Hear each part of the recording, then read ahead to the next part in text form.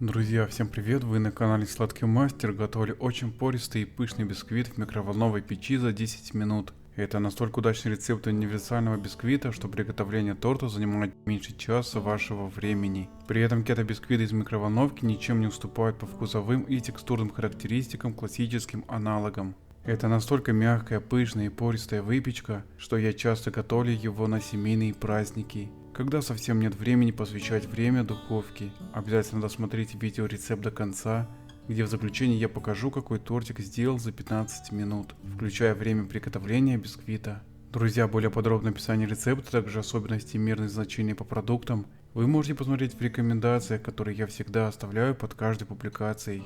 Предварительно эритритол пробиваю в блендере до сладкой пудры, чтобы подсластитель основательно растворился в тесте. В яйца всыпаю эритритол и ванилин. Взбиваю на высоких оборотах миксера в течение 2 минут до пышной светлой яичной смеси.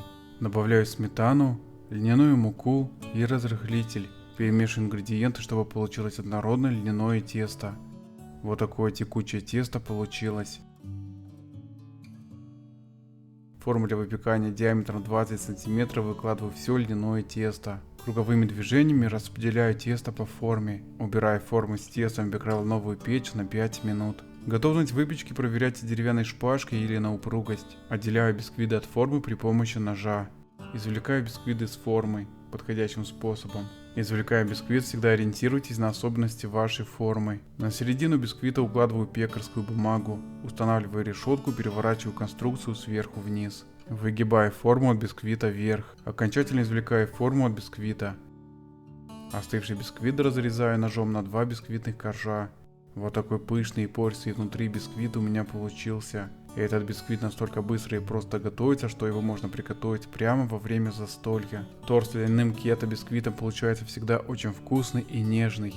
Он гибкий и легко разрезается на коржи, что очень удобно во время сборки торта. Из кето-бисквита я приготовил быстрый тортик за 15 минут. Достаточно просто прослоить коржи джемом, нанести любой в наличии крем или сметану с орешками.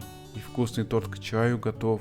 Приятного аппетита! Спасибо, мои дорогие, за подписку, лайки и комментарии. Тем самым вы продвигаете канал.